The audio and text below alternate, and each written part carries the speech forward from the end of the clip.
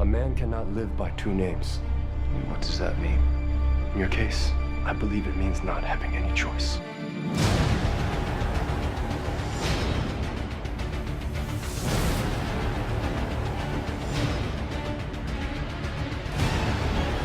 We are back today with Arrow Season 3 recap. It's been a little bit, and I went and caught back up on Arrow these season reviews. So for those of you who don't know, spoiler alert, I'm going to give away a lot of details about the season of Arrow, Arrow Season 3. So if you guys don't want to listen to anything, you guys don't want to hear anything, probably watch a different video. This is just a video that's going to help you guys catch up if you don't want to watch the whole season. It's going to put you guys back in the perspective of what we've encountered so far in the Arrow. Obviously, we've seen the Dark Archer be stopped in Season 1 and Season 2. Dark Deathstroke got his fair share of demise. And now Season 3 is focused on, spoiler alert, last chance. We're going to get into the review. So 1, 2, 3, let's go. Season 3 of The Arrow. We face off with Ra's al Ghul. There's another dark and twist-turning world. Ra's al Ghul's plan is to bring corruption and eradication to Starling City. Now, how this takes place is Ra's al Ghul has a plan, and throughout the season we'll see how it develops. Ra's al Ghul's plan is to attack Starling City in a giant all-out war. For the most part, we see the fact that Sara Lance has died. Roy has killed her. But a lot of people don't know that Roy killed her. Roy killed her because he was under pretty much the influence of the Mirakuru, and it's one of those toxins that has an effect of making you badly tempered and shit like that. And obviously, Sara Lance does get reborn. And the Black Canary does not exist after that. But then Laurel Lance takes up the mask of the Black Canary in replacement, also tricking her father, Captain Lance of the Starling City Police Department. And THEA is known as Speedy, helps out with Oliver Queen on his Green Arrow team to stop all these different bad guys throughout the season, only to realize that most of them are being encountered and enthralled upon the Ra's al Ghul.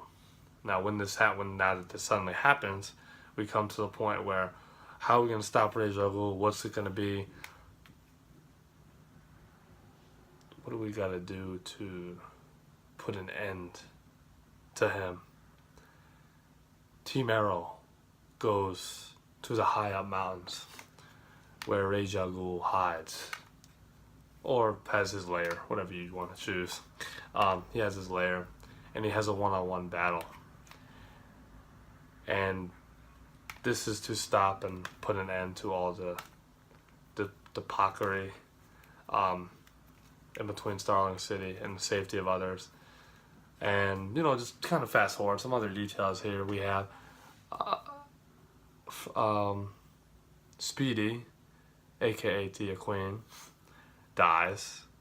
Rage breaks into the apartment and kills her, stabs her, and offers a little bit of a peace treaty, possibly, but not before he stabs her in the fucking chest with a long sword. Now, before that happens, or after that happens,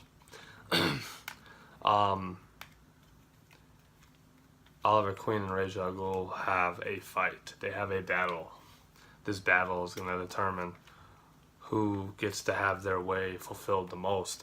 Oliver Queen dies. He gets stabbed. His skills are unmatched.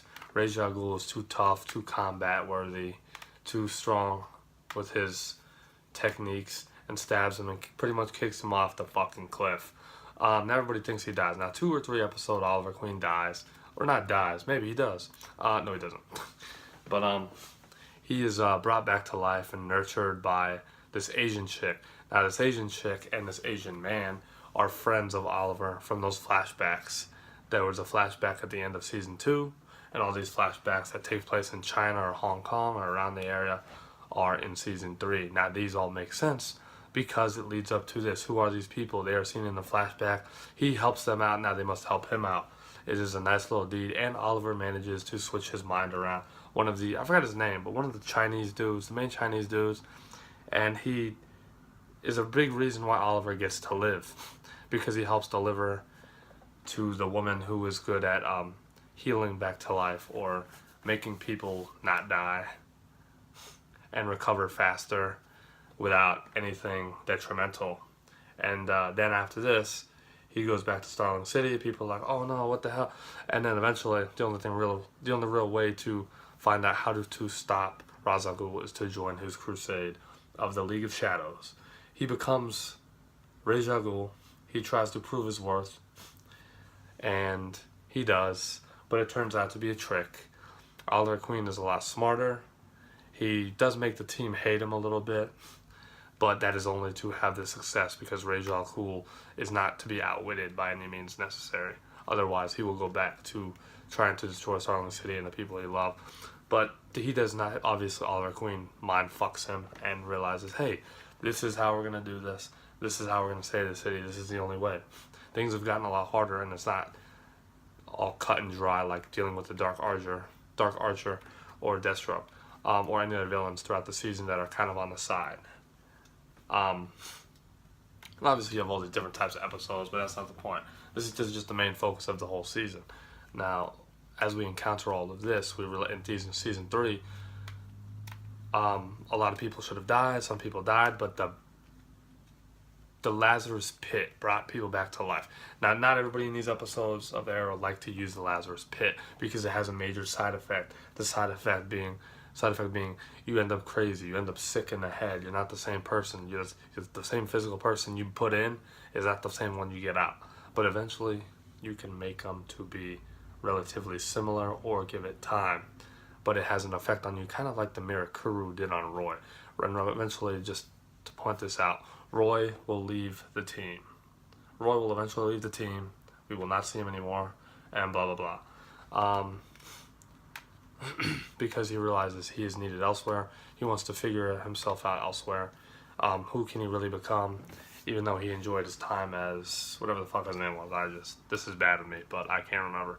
And on top of that, THEA is healed, so that's good. She helps out with that. The end of the season, the big fight against Ra's al Ghul. Ra's al Ghul is killed. Oliver Queen manages to do that, but there must always be a new Ra's al Ghul. Now, who gets appointed? There's the daughter of Ra's al Ghul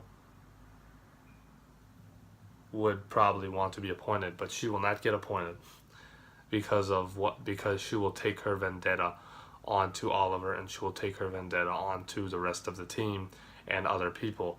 So that is why the daughter of Ra's al Ghul was not appointed as the new one, nor can she probably be female, but that would kind of be weird. Not in a sexist type way, just kind of, that's not how it works, plain and simple. Just like I would not put a boy as, the Black Canary. Now, as we deal with this, the new Ra's al Ghul is the Dark Archer, is THEA's dad. The one who cares for her so much, but sometimes hurts her, but then cares for her again. I think he comes in clutch when he needs to, and that's the main point. But he likes power. He likes to have power and to have the higher hand eventually. So he gets appointed to Ra's al Ghul, and Ra'ja's daughter obviously does not like that because that means he is her boss. And that's pretty much what the season comes to a close. And then after this, Oliver Queen is like, I don't want to be the Arrow anymore. I want to have happiness. I want to try to live a normal life. But little does he know, that's not always how it's going to happen. The world will always need the Arrow. But we will find out about that in season 4. So you guys, I hope you guys enjoyed this. This was like a kind of a, tried to keep this quicker, more brief. I gave you the whole season in a rundown. It's a really great, I love this season. I would give this season like an 8.9 out of 10. The villain, Ghul, he's strong, he's tough, he's witty, he's smart. Great actor, it was fitting in my opinion. I'm not too fond of the lovey-dovey shit with these episodes, but it made for a good twist, so there wasn't too much of that. It wasn't like an Elicity type thing yet. I think it's worth the watch, so if you guys get a second, try to catch up, or just go based off what you see in this video. But a lot of great fight scenes, a lot of good story plots and stuff like that. But I hope you guys have enjoyed it. If you liked it, like it up, thumbs up, whatever you guys do, flex it out, and all things justice. I want to thank you guys for watching. Stay tuned. I'll have the Arrow Season 4 recap, full recap coming at you guys. And just FYI, I did make this a little bit shorter. I was trying to cut it down a little bit, so this was my way of doing that. I hope you guys kind of found it more useful, more to the point, instead of too many bullets dodging left and right. Kind of like the Arrow. Just kidding. But yes, not much more than that happened throughout this season. It was pretty cut and dry. It was pretty exhilarating. The Arrow failed more than he succeeded, but when he succeeded, it was the best part of the season. And he did take a vacation with Felicity. They are in love at this point, right before Season 4. They have plans to take their relationship to the next several steps, and we will see how that develops. But they obviously go away. He doesn't want to be the heir anymore, and he leaves the team to deal with the rest of everything else that may or may not happen. But we will see what happens. That is to be continued for those of you who have not seen Season 4. If you have, well, that was a pretty good season, right? For the most part. That's a little bit. But we'll talk about that next time. You guys take it easy. Fast 40. Out.